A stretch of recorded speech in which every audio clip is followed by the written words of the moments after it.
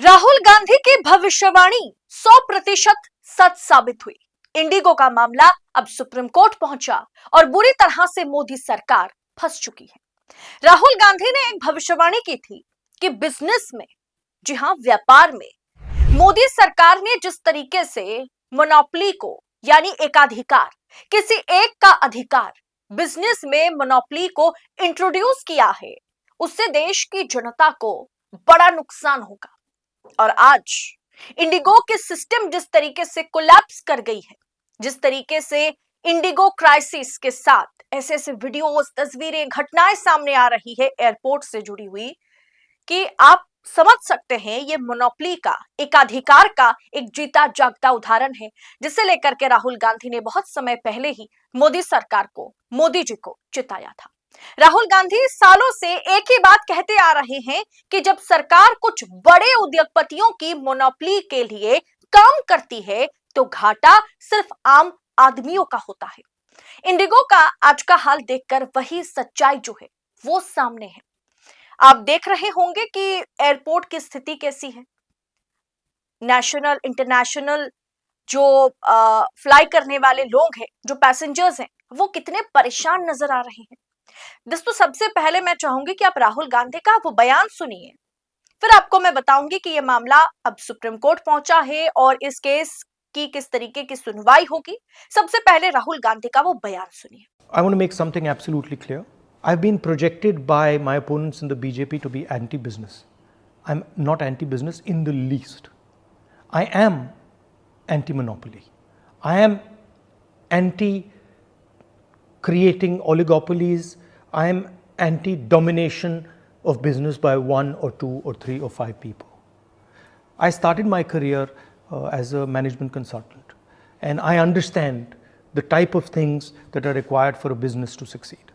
So I just want to repeat, I'm not anti-business, I'm anti-monopoly. दोस्तों, हजारों लोग जो है वो एयरपोर्ट के बाहर फंसे पड़े हैं। परिवार परेशान है, काम छूट रहा है, पैसों की बर्बादी हो रही है और सरकार खामोश नजर आ रही है। सरकार चुप है और हाथ पे हाथ धरे बैठी है। मीडिया पुतिन और मोदी की मुलाकात की कवरेज में लगी हुई है। कुछ पत्रकार तो कल वो डिनर पार्टी में नजर भी आए। दोस्तों, जब देश की 60% उड़ानें, 60%, 60% फ्लाइट एक ही कंपनी पर टिकी हो, तो एक नियम बदलते ही पूरा का पूरा एविएशन ठप पड़ जाता है। मोनोपोली का असली नुकसान जनता भुगत रही है। यह सिर्फ एक इंडस्ट्री की बात मैं नहीं कर रही हूं, हर इंडस्ट्री में मोनोपोली ही मोनोपोली है। मतलब एक इंसान की जो है अधिकार है, एक ही इंसान की एक अधिकार है जिसे सब कुछ सौंपा गया।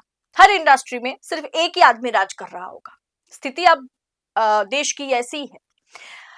कल जो परिस्थिति बनी, या पिछले 2 दिन से लगातार जो खबरें आ रही है एयरपोर्ट से, इसे देखते हुए एविएशन मिनिस्टर ने कल एक मीटिंग तो जरूर की, लेकिन उसके बाद क्या अपडेट है इसके बारे में किसी को कुछ पता नहीं। अब ये केस जो है वो सुप्रीम कोर्ट के दरवाजे तक पहुंच गया है। सुप्रीम कोर्ट की इसमें एंट्री हो गई है। देश भर में जारी इंडिगो क्राइसिस अब सुप्रीम कोर्ट के दरवाजे पर जा पहुंचा है। दोस्तों, लगातार कई दिनों से चल रही बड़े पैमाने पर फ्लाइट कैंसिलेशन, यात्रियों की भारी मतलब अब कैसे ना कि परेशानी जो है, एयरपोर्ट पर बने जिस तरीके की मानवीय संकट हमें देखने को मिल रहा है, वो जनहित याचिका के अंतर्गत आ गई है। उसके चलते जनहित याचिका दायर की गई है सुप्रीम कोर्ट में, जिसमें सुप्रीम कोर्ट से तत्काल हस्तक्षेप की मांग की गई है कि सुप्रीम कोर्ट सीजेआई सूर्यकांत इसमें जल्द से जल्द इंटरवीन करे। इस याचिका में कहा गया है कि स्थिति अब केवल एयरलाइन या फिर यात्रियों के बीच का विवाद नहीं है, बल्कि यह आर्टिकल 21 यानी नागरिकों के जीवन और गरिमा के अधिकार का उल्लंघन बन चुकी है। याचिकाकर्ता ने चीफ जस्टिस ऑफ इंडिया यानी जस्टिस सूर्यकांत से तुरंत स्पेशल बेंच बनाने की मांग की और उन्होंने ये रिक्वेस्ट किया है कि इसकी सुनवाई स्पेशल बेंच करे, इस मामले की तुरंत सुनवाई की जाए। दोस्तों, जानकारी जो निकल के सामने आ रही है उसके मुताबिक याचिकाकर्ता कुछ ही देर में सीजीआई मतलब फिलहाल जब तक ये रिकॉर्ड में कर रही हूं ये खबर, तब तक याचिकाकर्ता कुछ ही देर में सीजीआई से मुलाकात करेंगे। ये याचिका सुप्रीम कोर्ट में आर्टिकल 32 के तहत दाखिल की गई है और इसमें भारी संख्या में यात्रियों के हालात को एक तरीके से आप कह सकते हैं कि मानवीय आपातकाल, ह्यूमन इमरजेंसी के तौर पर समझाया गया है, बतलाया गया है। सरकार की चुप्पी, मीडिया की चुप्पी, हर चीज में मोनोपोली, प्राइवेटाइजेशन, ये सब के नतीजे जो है वो कोई नहीं, आम जनता भुगत रही है। आप सोचिए दोस्तों, कल मोदी जी पुतिन के साथ डिनर कर रहे थे राष्ट्रपति भवन में। क्या शानदार डिनर पार्टी का, मतलब जाहिर सी बात है कोई भी मेहमान विदेश से आएगा, वो रशिया के राष्ट्रपति हैं, जब वो हमारे देश का दौरा करेंगे, जाहिर सी बात है उनकी मेहमान नवाजी में कोई कमी हमारा देश नहीं छोड़ेगा, कोई कमी नहीं रहेगी। इसी के साथ हर तरीके से उन्हें वेलकम किया जाएगा। लेकिन दोस्तों उसी समय कल रात को जब राष्ट्रपति भवन में बढ़िया डिनर का आयोजन किया गया, जिसमें जिसमें बहुत बड़े बड़े पत्रकार भी पहुंचे हुए थे, कुछ तस्वीरें सामने भी आई थी जहां बड़े बड़े संपादक पत्रकार पहुंचे हुए थे, उस समय दिल्ली एयरपोर्ट में अफरा तफरी का माहौल था। जब दिल्ली एयरपोर्ट में त्राहिमाम त्राहिमाम हो रहा है, पूरे देश में हजारों फ्लाइटें रद्द हो रखी है, हर एक पैसेंजर, चाहे वो इंटरनेशनल पैसेंजर हो चाहे वो डोमेस्टिक पैसेंजर हो, हर कोई परेशान नजर आ रहे हैं, लोग रो रहे हैं, किसी की शादी छूट गई, किसी की नौकरी छूट गई, किसी को कहीं इमरजेंसी में पहुंचना था, सब कुछ तबाह हो गया था। तब राष्ट्रपति भवन में वाकई शानदार तरीके से डिनर पार्टी का आयोजन किया गया था। ये दोनों तस्वीरें आपके स्क्रीन पर हैं और ये दोनों तस्वीरें दिल्ली की है।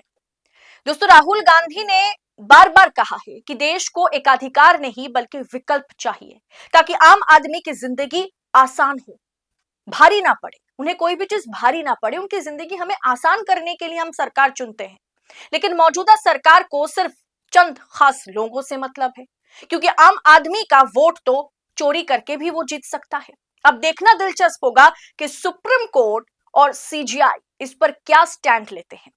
इस पूरे विषय पर आपकी राय क्या है?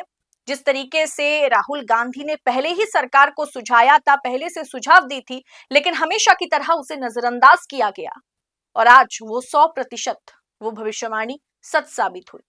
इस पर आपकी टीका टिप्पणी कमेंट बॉक्स में हमारे साथ साझा करें। बिजनेस में मोनोपोली और एकाधिकार और इस समय जो इंडिगो क्राइसिस के मामले सामने आ रहे हैं, इस पर आपकी कमेंट जो है वो कमेंट बॉक्स में हमें बताइएगा। ऐसी तमाम खबरों को यूं ही पाने के लिए 4 PM न्यूज नेटवर्क के साथ बने रहें। मुझे दीजिए इजाजत, बहुत बहुत शुक्रिया आप सभी का। जय हिंद, जय भारत।